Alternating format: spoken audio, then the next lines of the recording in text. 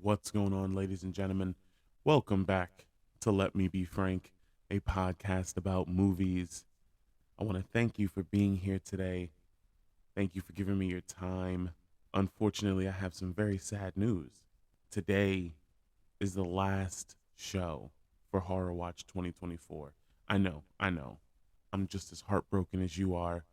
I've had so much fun this month talking about horror. It's so sad to see it come to an end, but there's always next year. Today, I decided to end with an anniversary that ignited my extreme passion for horror. See, I've always loved horror, but there's one movie in particular that really got me into the genre, that really got me going. Ladies and gentlemen, today we will be reading from the Book of Saw, Chapter 1. And I think we should make this a little bit of a tradition because we got a lot of them to get through, and I ain't doing them all today. I think every Devil's Night, we're going to crack open the Book of Saw and we're going to read a chapter. But like most good stories, ladies and gentlemen, we need to begin at the beginning. But before we get to the movie, make sure to follow, subscribe, go visit the YouTube channel under the same show name. There's a lot of good things coming down the pipeline, a lot of work being done behind the scenes. I hope you've enjoyed Horror Watch with me. Thank you for your time. I don't know if I said that already. You know, time is the most precious commodity. It's worth more than anything else you could possibly give. So thank you for spending this month with me. Thank you for going on this ride with me. And I can't wait to map out another set of horror movies next year. But ladies and gentlemen, I'm not going to waste any more of your time. This is one of my favorite movies. In fact, this movie started a whole new genre after it came out. Not this particular film, but as the series went along. I don't know how many of you are familiar with the term torture porn, but Saw was the first in that because you would get your Hostels and a couple of other lower tier horror movies that focused on a lot of gore, focused on a lot of like body horror, doing things to people, kidnapping people, things like that. Saw kind of launched this into existence. But underneath, especially with Saw, I feel like Saw has become so misunderstood because a lot of people just they look at the torture devices and they look at the blood and the extreme, pain that people were put through in this film, and they're forgetting that there's an underlying story that is very good when you strip away all of that other fluff. And I understand as the series went on, they got further and further away from a cohesive, coherent story. And even the studios focused more on the torture and the blood. But I know for at least the first three or four, there was a very heavy storyline. There was a lot of characters coming in and coming out, and a lot of people who were affected by this jigsaw killer. A lot of iconic moments, a lot of iconic phrases. I want to play a game. The little doll, the laugh, all that stuff. So, ladies and gentlemen, without further ado, we will begin the 20th anniversary of Saw Chapter 1. Movie starts with a close up of someone's face with a small light floating around. He panics and wakes up. Water starts to drain. We see the light go down the drain. When he gets out of the tub, he starts calling out. Soon there's a voice that answers back. Eventually, they find the light switch. This is one of the first iconic moments of the movie. We don't know it yet, but we will see this, the way the lights turn on, we will see this in future films. And it'll always bring us back to this moment. The first time we saw these lights turn on row by row as the camera slowly draws back. When their vision clears up, they see a guy on the floor, surrounded by blood, with a gun in one hand and a tape recorder in the other. They both discover tapes in their pockets. The tapes give a little backstory as to why they are both there. Now, the two people in the room, Adam and Lawrence, start to try and figure a way out. Lawrence tape says the only way out for him is to kill Adam I couldn't imagine being Adam hearing that shit. Because I'm like, what the fuck did I ever do to you or this guy? So Lawrence has heard of the Jigsaw Killer before. And the only reason he knows is because he was a suspect. So we're going to pause right there. The opening of this movie is very intense, very chaotic. The directors do a very good job of kind of throwing you in to this madness. I mean, putting yourself in their position, waking up in this dirty ass bathroom that you've never seen before with your foot shackled to a pipe.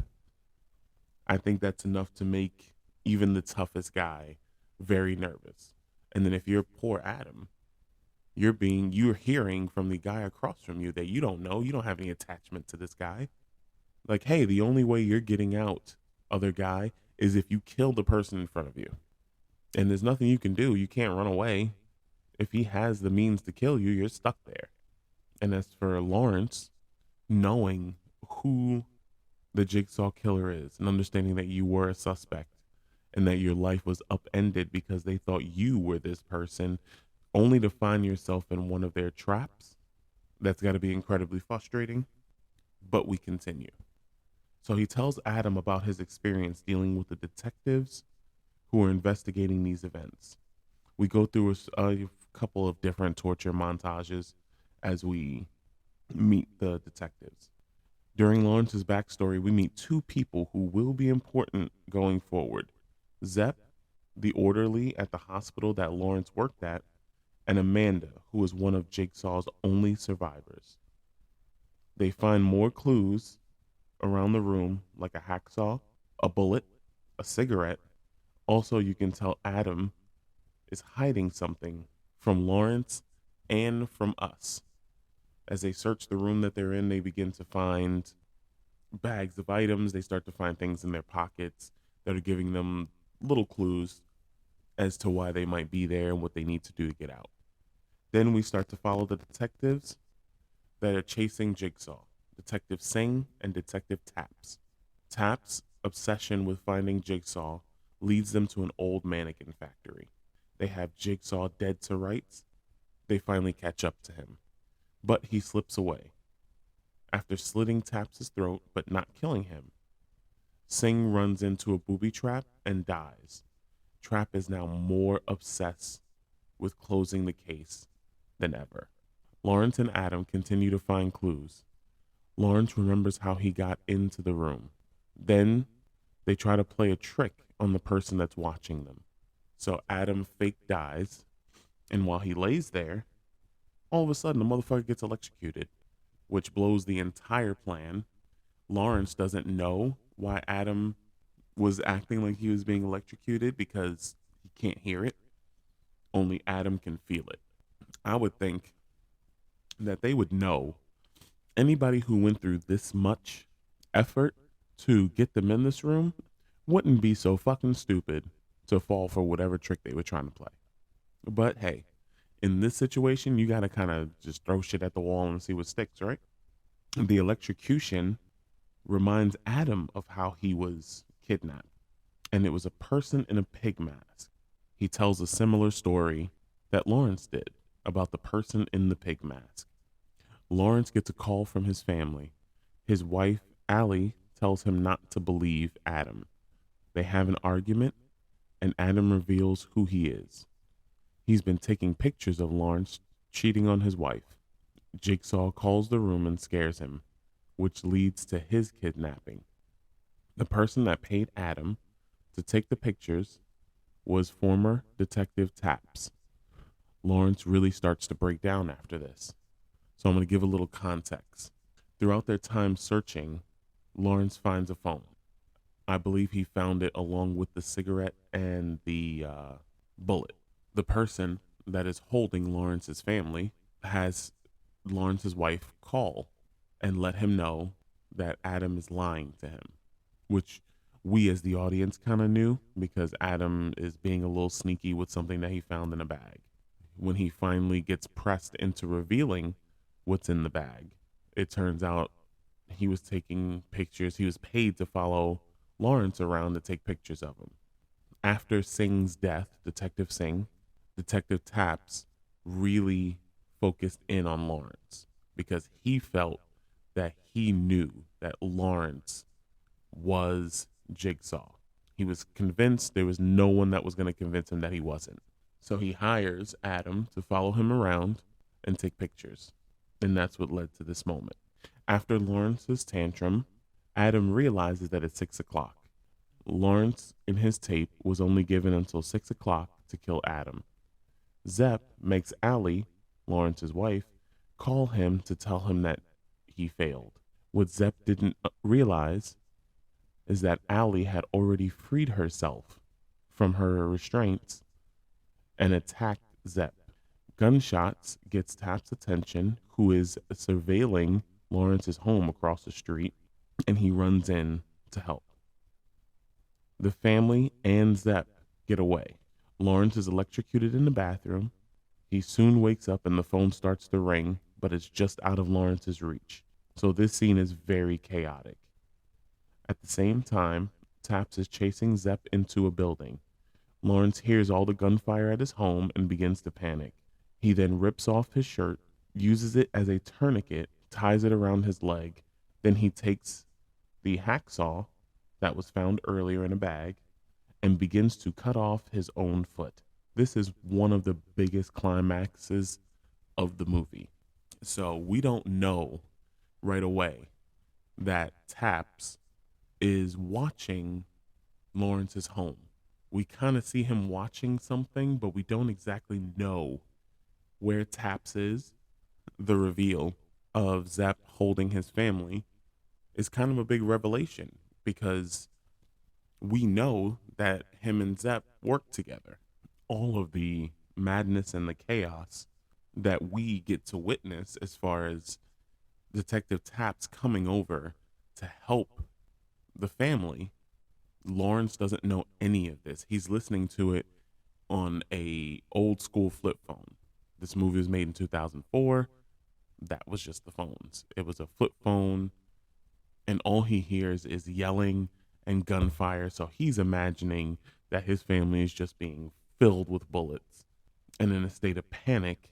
And the fact that he can't get out, he takes his shirt off, wraps it, tourniquet style because he's a doctor. So he knows how to somewhat keep himself alive. And he starts sawing at his feet. Now, those saws earlier, when they first discovered them, they tried to use them to cut through the chains. Now, I remember the commercials, the trailers from back then. And in the commercial, one of their selling points was Lawrence saying the saws weren't meant to cut through these chains. They were meant to cut through our feet. And everybody kind of went to the movie to see if these motherfuckers was going to cut their goddamn foots off. And Lawrence ends up cutting his foot off. Now, the version I watched, because I used to buy the DVDs, so I would always get the uncensored one, which was a lot more graphic than the one that I watched on. What did I watch it on? Either Peacock or one of these one of these subscription services. And that scene was just far less graphic than I remember it being, because I remember them showing it and hearing the sounds and the ripping, and I was all prepared for that. And it just almost felt like a made for TV movie. So he cuts through his foot, and now he's losing mass amounts of blood. And they're doing jump cuts between what's going on at the house and him cutting his feet. And Adam, the whole time, is just sitting over in the corner, listening to what's going on the phone as best he can, and watching this guy cut through his foot. This scene was so chaotic and so well done, and just the music and the camera work and the editing, the effects, everything made you as a viewer, it made your heart beat a little faster because you're on this ride with them. You are stuck in this room not knowing what the hell is going on right along with these guys. So this was one of my favorite parts of the movie, was just this chaotic scene where everything starts to come to a head. After Taps catches up to Zep, he is shot and killed. His obsession finally kills him. Meanwhile, Lawrence is now free of his shackles, grabs the bullet, takes the gun from the guy on the floor, and shoots Adam in the abdomen.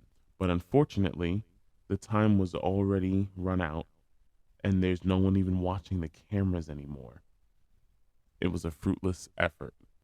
Zep was the one watching the cameras.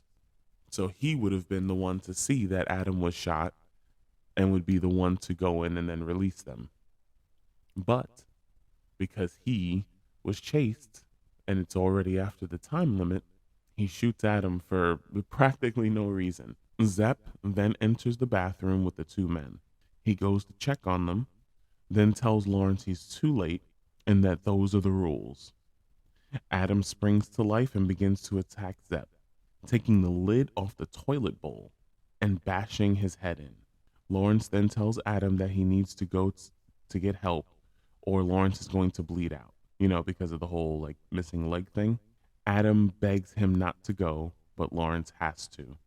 After Lawrence leaves, Adam begins to search Zep's body for the key to his shackles. But he only comes across a tape recorder, much like his own. He has a horrified look on his face. He rewinds it and plays it.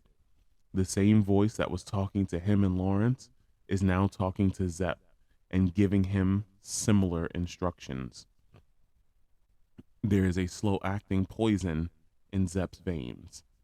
His job was to run the game for Lawrence and Adam. And if Adam was not successful, and if Lawrence was not successful in killing Adam, he had to kill Lawrence's wife and daughter. Upon completion of his mission, he would be given the antidote to the poison in his veins. While Adam is listening to this recording, the dead body in the room from the start of the film begins to move, wake up, and stretch. Soon, he begins to peel the paint and the makeup off of his face. He informs Adam that the key to his shackles were in the bathtub. Adam realizes that the light that went down the drain was the key he needed to free himself, and he attempted to pick up Zep's gun, but the person on the floor, who we now know to be Jigsaw himself, electrocutes Adam, causing him to toss the firearm away. While Adam is recovering from being electrocuted, Jigsaw walks towards the door. There's a quick montage of everything that happened throughout the film that has led to this moment. In one of the most iconic scenes of this film, Jigsaw, on his way out, cuts off the lights with Adam screaming for mercy and says, "Game over." Jigsaw then grabs the handle of the very heavy door and slides it shut, leaving Adam enveloped in darkness. And as the ending credits play, all we hear are Adam's screams. The room he has just spent hours trying to get out of is now his tomb. Ladies and gentlemen, that was chapter 1 of the Book of Saw. A lot of stuff had to be left out because a lot of it were the traps that people got stuck in. One of the major traps that people would go on to remember is the reverse bear trap that Amanda would be stuck in. She survives it, but we don't completely know what happened to her. She was questioned by the police, let go, hailed as a survivor, as a hero, given the help that she needed. And ladies and gentlemen, I highly encourage you to go and rewatch the first Saw and understand that there is such a good storyline underneath. There's a lot of characters, there's a lot of connection. And then as we get deeper into these series, you're going to see all these relationships cross paths. They're going to jump in front of each other. They're going to go everywhere. And ladies and gentlemen, we are going to go through every Saw movie, every Devil's Night. So ladies and gentlemen, I want to thank you for joining me for chapter 1 today. I hope you're ready for this ride. I want to thank you for being here. I want to thank you for going through this month with me and understanding that this ain't going to stop. I will see you all next week. Have a great and safe Halloween. Stay up, y'all.